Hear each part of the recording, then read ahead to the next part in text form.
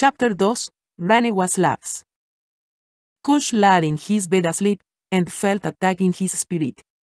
As the darkness covers him, he hears a loud crowd cheering. Opening his eyes, he sees himself in the clouds. He descends towards her and sees an elderly man marching in front of a military formation. The man marches alone, and behind him, there are 11 people. There were 20 people behind each of them. Behind each 20, there were 200, and behind each group of 200, thousands of people were marching in a unified formation shaped like an enormous pyramid. He sees the great crowd cheering as the elderly man stops, breaks away from the formation, and walks onto a stage. About 70-year-old, the man stands in front of a crowd. Tears roll from his eyes as he speaks. He hears the crowd, Sabas is mighty. Usisao. The crowd stood up and cheered again. The elderly man waves his hand for the crowd to sit. Please, sit down. Never forget that we are almighty warriors of Sabas. We're here today because Sabas has called us together to do his work. We are many clans, but today we are finally one people with one heart and on one accord. Pause. Never forget to follow our hearts and not our flesh because our hearts brought us to where we are on this day and rejoice, for Sabas has brought us out of the darkness. Yes, and united us to fight for freedom, not the freedom of this world but the one to come and with great power. The crowd roared as continued. Never did we know that something was hidden in us all these centuries. In our DNA, something not seen but felt within us. It can't be touched, but it can move mountains with it. The elderly took his hands and reached toward the sky, turning his hand into a fire. Cush's alarm went off, awakening him from sleep. He got dressed and rushed to Bigma's house. Morning, Bigma. Cush yelled out as he saw her watering her garden. Bigma smiled as he approached. Morning, baby. How did you sleep? Cush smiled. He slept well, but he dreamed about my great-grandfather. At least, he think it was Wanyenyekevu. He was saying something about something. Don't you have having a dream and can't remember it? Bigma went in the house and grabbed something out of a drawer. Speaking of DNA, he got yours somewhere here. He kept up with stuff like that. Here it is. After pulling out a manila folder, she started calling out different names, Jackie, Yon, Big, and here we go, Cush. Bigma took a seat and opened the folder. Let's see now, you're 31%, Nigeria, 26%, Cameroon, Congo, and Western Bantu people. 10%, Senegal, 7%, Mali, 7%, Benin and Togo. 7%, Ireland, 5%, Norway, 5%, Scotland, 1% Southern Philippines. Which means you are Afroasiatic. As in, you have some ancestors who settled in Asia. The real legends, not the modern mixtures. Anyway, 1%, England and Northwestern Europe, less than 1%, 3 Ivory Coast and Ghana, and less than 1%, Egyptian. Cush said, that sounds like a recipe for something. Hold on, less than 1%, Egyptian. Bigma laughed.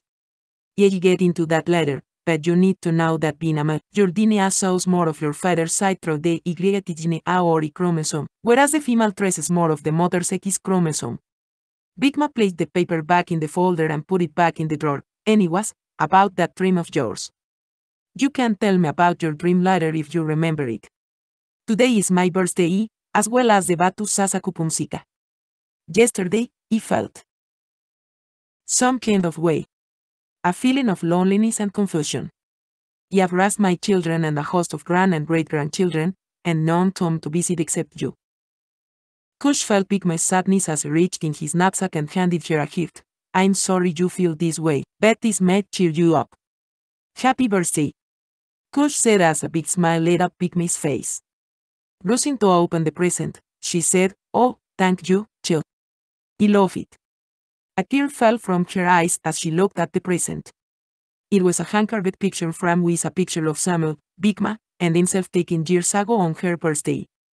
I hope you like it. It took me months to finish the frame, and I just wanted you to know. You are my everything. I never run around people my age. What can I learn from them? All my grandparents have taught me since I was a child.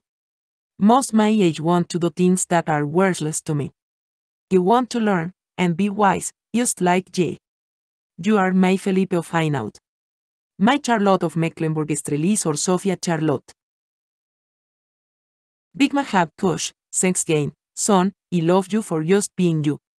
Cush wiped the tears from his eyes. How old are you, Bigma? She jokingly said, old enough to know better and young enough to know that I don't want to know what I know. Now, come on in here, and let me fix us some breakfast. Bigma's spirit was lifted as the two sat down, ate a big breakfast, and talked for a bit before she put up the dishes and walked to the living room. Now, she leaned back in her husband's favorite chair. The ancient city of New Orleans had undergone a great transformation. It too was once a bubble city before many moved to the bubble city of New York or of world. It had been abandoned for years. The only thing remaining from the actual ancient city was a few untouched islands. They were Mars, Palmetto, Grand Isle, Breton, Chandelier, Timbalje, Avery, Evoque, and the Mauritius Island. But it was on the shore of the Mauritius Island that Abooksigun, Bulbul, and Dung were found unconscious by some Ranewa Slavs. A 20-year-old Somalian man named Sermik and a set of twins, Egyptian sisters named AkunSimBel and Akutukananu were 18 years old. Bulbul was awoken by them running and was growling at them. Quiet! One of the young ladies said as she shouted at Bulbul. The woman's voice woke the two boys. She was covered in bruises as she and the other two Ranewas stood over the boys. Dan was afraid as he shouted to Abooksigun, she is going to kill Luis. Abooksigun looked at the Ranewas as he grabbed Bulbul. Quiet, Bulbul. What's going on? AkunSimBel looked at his clothes. Where is your village? We are hiding from our capturers, for they can't be too far away. Rubbing his head, he looked around for Yao. We are from far away, and it will take a long time to get there. Akutukananu shouted, we must go, or they will take you as well, let's go. Dung and Abooksigun rushed off with the group as they ran, but the boys could not keep up. Abooksigun shouted, we cannot keep up with you guys. We will fight and show these fools who they are dealing with. Sermik looked at the boys and laughed, with what? Abooksigun got amid, with what? With the power and might of Sabas is with what? We have the power of Sabas Bendues, and we fear no man. Dan looked at Abooksigun as he quickly translated what was being said. And Dan get it, and the power of Sabas is all we need. Abooksigun repeated what Dan had said. Sermik looked at him and said, I have prayed to my ancestors, and of no avail, so you better bring your ass on before they catch up to us. AkunSimBel shouted, we have no time for this, come on. Akutukananu looked at Abooksigun as she noticed Abooksigun spoke to Dan and then looked at AkunSimBel and Sermik. We barely understand what Sermik says, let alone your friend. However, you even understand us. How is that? Abooksigun said, a gift from Sabas. Everyone understands me in their language when I speak, and I understand the languages and speak them. For Sabaoth power enlightens us. My friend is Dung. He speaks Vietnamese. Sermik speaks Somali, and you two are Egyptian. I am not, correct. Impressed, Akutukananu said, your friend, what is his gift? Abooksigun looked at Dung. You want to show them what Sabas has blessed you with. Then transformed into a boulder, then a tree. The group was afraid, and Abooksigun said, fear not, for Sabas will give you the same gifts. All you have to do is believe in him and have him as a friend, and these gifts and more, you will receive. Akutukananu said, I am truly impressed we have gifts and demons, too. Abooksigun said, you can't have both, for the two, they don't mix. Sabaoth gifts are given without forgiveness. The devil cannot give gifts but will take those given gifts that Sabas give and use them for himself and against you. Sabas wants to use us for good, but the evil one confuses many, and they end up, sometimes, with a reprobate mind. Sabas gifts ends up being used by Satan. Akutukananu had a confused look on her face, and Dan tried to ask Abooksigun what she was saying, but Abooksigun looked at Dung, we are in a hurry. I will explain it later. If they are being chased, we must go with them. Sermik quickly said, yes, we have wasted enough time, let's be on our way. Abooksigun saw a car ahead of them on a hill and said, let's go there. I have an idea, for we are great hunters and trackers. Let's leave tracks showing we swam to the mainland and hide in that cave until they passed. they will think we swam to the mainland, but we will go the opposite way and make it back home. With a look of embarrassment for Abooksigun, the cave? The cave will be the first place they look, said Akutukananu. With a smile on his face, Abooksigun said, "Don't look that way at me. I've just so quickly forgotten his gifts. That will make the cave appear to be just the side of a rock, and they will walk around or ignore it." AkunSimBel's stomach growled. "That sounds like a brilliant plan. But we need to find something to eat first." Abooksigun agreed. "My father is from this place, and they know what we can eat, but we need to see if your capturers are close while we hunt for food and we." Dan quickly ran to the top of the hill and climbed a tree. "It is clear as the eyes can see," shouted Dan. Abooksigun walked around showing the twins what was edible and what wasn't, as and Sermik hunted for food while Dan and Bobo watched over them. Hours later, they met up at the mouth of the cave. Abooksigun and Sermik had 5 squirrels and a rabbit. The twins gathered plenty of foxtail grass, kettle's grass, and herbs. Once the cave was inspected, they all entered as Dan and Abooksigun used their weapons the best they could to clean the animals and start a fire. Abooksigun and Dan had a few items in their backpacks. They all enjoyed a splendid meal, and Sermik stood first watch. The following morning, the sisters were whispering amongst each other. "A penny for your salts. I guess it can be said here, as well. It's something my parents say." Abooksigun said to the twins. "This Sabbath thing you talked about, what is it?" Smile, who? Sabbath is the creator of USL. The one god that many gods have tried to duplicate. Men created these gods, but Sabbath is the one true god for USL. Abooksigun explained, but they were confused. Silence covered the cave for a moment, and suddenly Abooksigun started feeling happy and sad simultaneously as he began to sing to himself. Trying times bring so much frustration, such aggravation. Who understands our plight? Who can answer the questions why? It's troublesome. My misfortune. I'm not ashamed to say, sometimes it feels like I'm going crazy." After finishing the song, he wiped a tear from his eyes. Akutukananu looked at him. "What a beautiful song." Abooksigun smiled. "It's my mother's favorite song, called me by an old group quiet commission." Akutukananu smiled. "Just beautiful, but we worship our ancestors, who guide us from evil. Why should we trust your God? You and your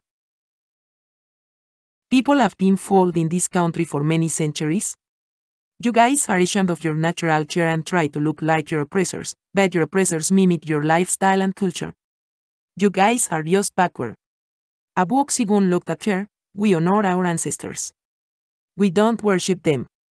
Plus, that was way back when we were people with no name, culture, or identity and were given surnames or government names, because if we did know our clan or our real name, there would not be any American history.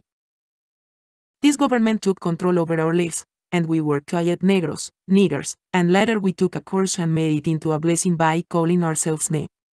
We learned our history and started using Negus, spelled Negus, pronounced Negus, which means king. It's an Ethiopian Semitic language, a mixture of Italian, French, Greek, Arabic, and Spanish. Again, it took us 400 years to awaken out of our sleep. Other cultures saw it as well. It was once said by an Asian billionaire, when an Asian rises, all legends rise. But when a black person rises, only that black person rises. So, I'm not offended by what you said or how you said it. I remember my father at USL watch a movie called Roots, a classic movie that depicted the life of the author's ancestors during slavery. It spotlighted the brutality and violent history of the transatlantic slave trade, rabid colonialism, and the sadistic mindset of the men and women who orchestrated the system and grew wealthy from it. A young Kuntakin tried to escape his captivity. He was hunted down and dragged back in chains and a yoked collar, like less than an animal. An animal would have fared better. Sermik got irritated, and AkunSimBel looked at Sermik as he walked away. Abooksigun wasn't concerned. "I don't care who has a problem with me spreading knowledge because they feel the same way he feels toward people who live their lives in ignorance." Sermik heard Abooksigun. "Foolishness, you speak foolishness. Abooksigun shook his head. Seeing a 10-year-old boy turn into a boulder to close a cave is not proof of Sabaoth mighty power. You tell me, what is foolish? Your disbelief or my belief? Abooksigun turned back toward the twins. As he was saying, Kuntakind was hung up on gallows by ropes, his shirt stripped off, and a gathering of all the Slavs was quiet to watch. The motive for demanding them to see this sadistic act was part of making Bakatilians trauma-based, mind-controlled Slavs. Kunta understood, on some level, what they were trying to do and tried to resist the efforts to break him. He had been taught in Africa that a lot was in a name. A child's future, destiny, success, individual power, and honor were defined in their parents' name at birth, particularly their mothers. Bloodline and generational continuity were dependent on a powerful name.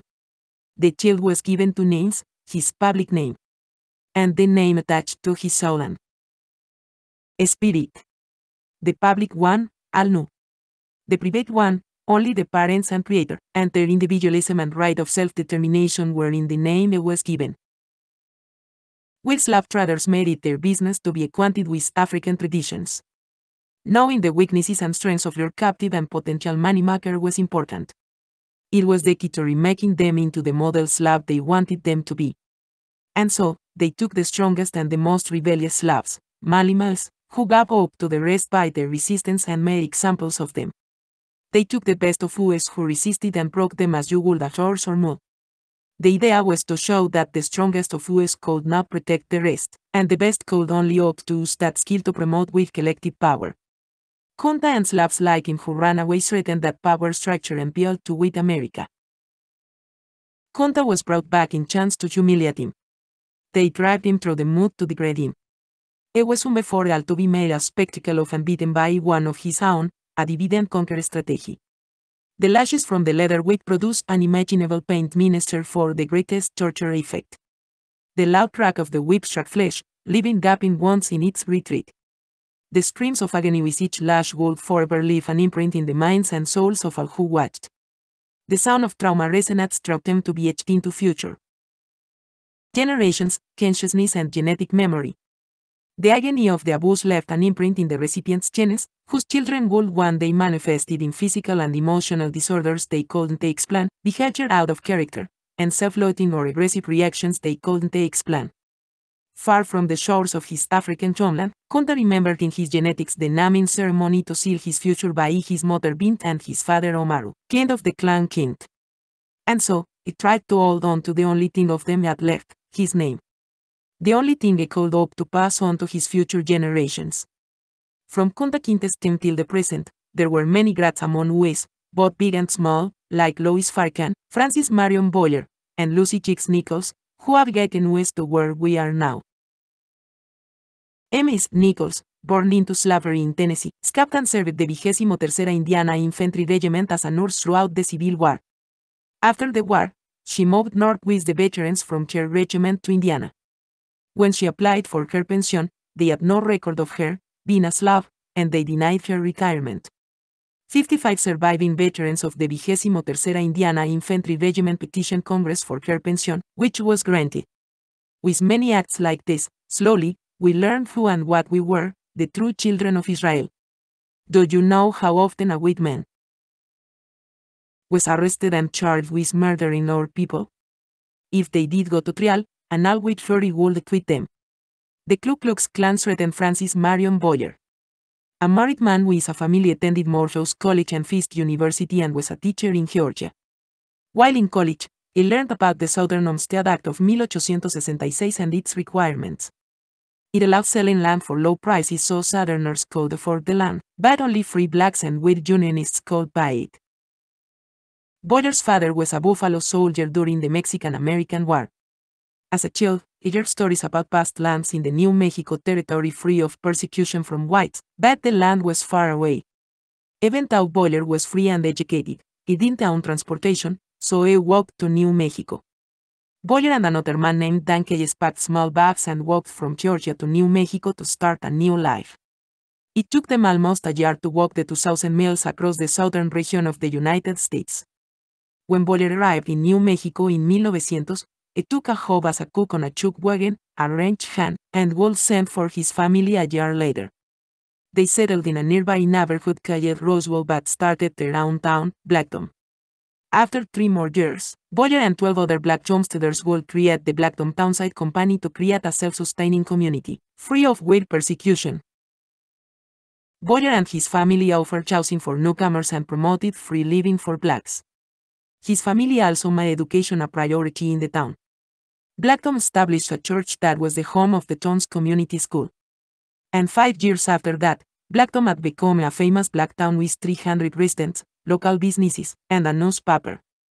The town of Blackton would find its growth stunted back in the drought of 1916 and by the late 1920s, the city of Blackton was no more.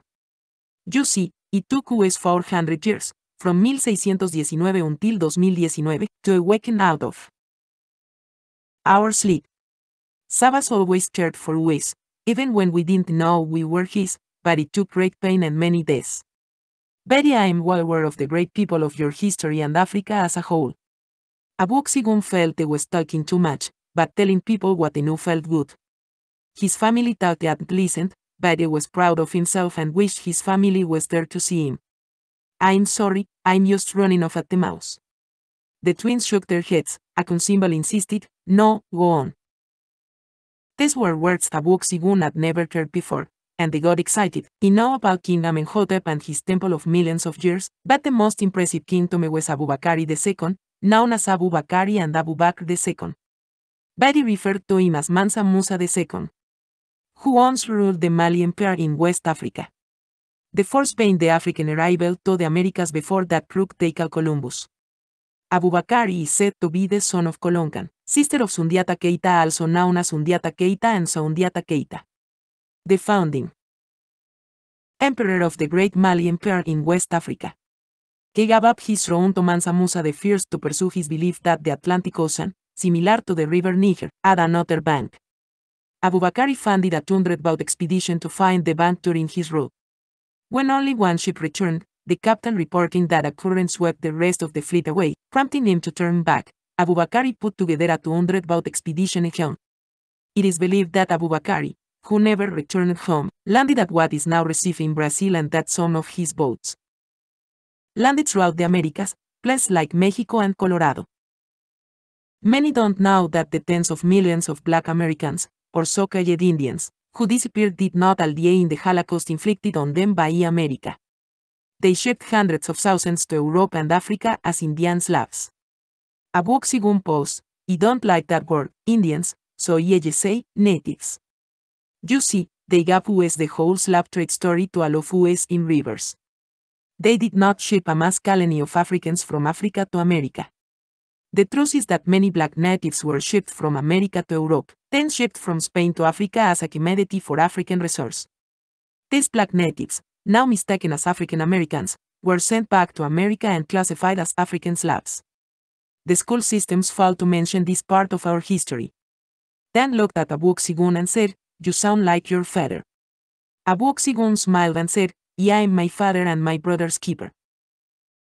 As Abooksigun continued, Linford the Fisher of Brown University said that the Native American slavery was the piece of the history of slavery that has been skipped. Because between 1492 and 1880, somewhere between 2 and 5.5 million Native Americans were enslaved in the Americas in addition to the 12.5 million African slaves. They had forced natives into slavery and servitude as early as 1636. It was not until King Philip's War that natives were enslaved in large numbers. New England colonies routinely shipped Native Americans as slaves to Barbados, Bermuda, Jamaica, the Azores, Spain, and Tangier in North Africa. The twins were intrigued by Abooksigun as he spoke confidently and confidently. Politely, AkunSimBel said, let me show you what we can do. She pointed at a tree and let out a yell, and the tree began to shake. Akutukananu joined in by holding her hands together and creating a small vortex, as clouds began to form above them but quickly dissipated away. Abooksigun saw what they could do but could tell they were not fully aware of their powers. Impressive, but let's fast tomorrow, and it will show you what Sabbath can do. Do you believe? And they asked, will it help us believe? And said, sure it will. Sermik, trying to sleep, overheard bits and pieces of their conversation. que became frustrated. Why do you have to believe in this one good bullshit? Bobo growled at Sir but Abooksigun grabbed him. Quiet, Bobo. And politely said, because when you only believe in yourself, you are filled with selfish desires. Offended, Sir said, and what's wrong with that? Abooksigun continued, I will not answer that, but I will ask you. How many friends did you have? Not associates, but friends. Sir thought for a few minutes. If you put it like that, none. I'm a slave. Abooksigun, with a smile on his face, he will say nothing else. Seeing the smile on Abooksigun's face, Sir rudely said, enough of this witchcraft and foolishness. I served my ancestors, and this craziness must stop. Where is this place you call home, boy? Abooksigun didn't hear Sir but thought about his sisters, Hala and Anaya, calling him little boy Egotemil, I come in peace, but to disrespect me one more time will be your last. If you don't believe or care not to listen, then say it in a way that don't disrespect me and make that the last time you call me boy. If you had just added another adjective to boy, you would know. What's beside this in the matter in which I am speaking now? Sir was not expecting such a tone from him and apologized. I am sorry to have said something you dislike, but I've been up all night keeping watch, hungry, and would like to sleep in peace. Abooksigun, looking at the young ladies, my father's hometown is in Telule, Louisiana, just north of here. Maybe a week's walk or so from here. We can go there and be safe. Abooksigun calmed down and understood that Sir had stayed up all night, and to be considerate, they walked outside and finished their conversation. That morning, they all fasted except for Sir Abooksigun said, I am reminded of the prophecy of the prophetess, Akilamalek, saying, they refuse to listen to the truth but prefer error and lies. Like children, they turn their hearts to fables and myths that entertain and distract from reality. They say, the planet is dying a slow and painful death. From waiting. They told me future generations of children are being slaughtered in wars through scientific experiments and horrific abuse. Women, the planet's future, are under direct attack because they are its populates. The place of the mind, body, and spirit have overrun the world, and there is little hope of saving it because man refuses to repent and embrace the true and living Creator. They said the Nephilim, the fallen ones of old in Genesis chapter 6 and the book of Enoch, have returned in many ways through human surrogates. The betrayal of God and the ancestors who came before fought to preserve the truth for our generation. The children whose heritage and survival depended on our faithfulness to righteousness and justice. The laws of life have caused the soil of the earth and all its life forms to cry to heaven for help. An answer is coming soon. There will be storms, tsunamis of unprecedented strength, ice storms, firestorms, and volcanic activity. Earth will be shaken from one side to the other. Entire continents will disappear. Oceans will reel, and lightning will, they say, walk the earth as if alive because of the altered electromagnetic channels under the earth. Everything is run entirely out of sync. The Church of Jesus Christ, empowered by the Ruach HaKodesh or Holy Spirit, was meant to create portals over the earth where the power of God could be channeled to maintain a balance of communication between heaven and earth. But many of those channels have been corrupted and mutated spiritually. That is, it isn't God's voice and power many are hearing but that of the beast and his system. Reaching into his backpack, he took out his Torah. These are the words that keep us in Sabbath's grace, our guide, and our instructions for life. For centuries we have followed men and women who call themselves servants of Sabbath because they fail to read it for themselves and trust the deceitful words of others. Both men and women are essential to Sabbath, not just the men, and today we shall fast in what we call a holy hymn to seek about faith and rest. They read the Torah and pray until noon. On the third day, the twin spoken words are interpreted as holy, holy is his name, and they were enlightened. Abooksigun was excited and said, enlightenment is finding or receiving your gift, but true enlightenment is mastering that gift. Seek Sabbath, and it show you your gift and how to see it. As they passed Sabbath, then saw a group of men coming in their direction, interrupting them. A group of men is going. Big Man got up and walked around. Chill, it's enough for today. Yainte sat down in one spot fast so long Maya's Don went to sleep. Your great-grandfather ruled over the land in Arizona with the 12, many believed and were enlightened. But Tlu lived without a ruler. Our rulers were our fathers or grandfathers, so we were governed on an individual family basis. It united us to a certain degree, but many left who didn't understand or agree with about way when the people from Arizona came here. Regardless, if they had conflicts with the enemy, we had conflicts too. They are still our brothers and sisters. Betty can say this, even if they disagreed, some of their children agreed and were enlightened. Anyways, child, come help me clean up before you head out. Big Ma grabbed all the dirty dishes as Cush ran some dishwater. The overheard Big Ma singing, trying times brings us much frustration, such aggravation. Who understands our plight? Who can answer the questions way? It's troublesome. My misfortune. I'm not ashamed to say, sometimes it feels like I'm going crazy. Cush laughed. Go ahead, Big Ma. She just smiled. Chill, please. Now my favorite song is a change is going to by that boy Sam Cooke. Come, sing it with me. Big Ma dramatically sang. He was born by the river, in a little tent, and just like the river, it's been running ever since. It's been a long time coming. Very now a change going to. Cush jumped and said, oh yes, it will. It's been too hard living. But I'm afraid to die. His singing impressed Big Ma because she had never heard Cush sing, and she let him finish the song and felt every word he sang. Boy, you can sing. Blushing, Cush said, go on, now, Big Ma.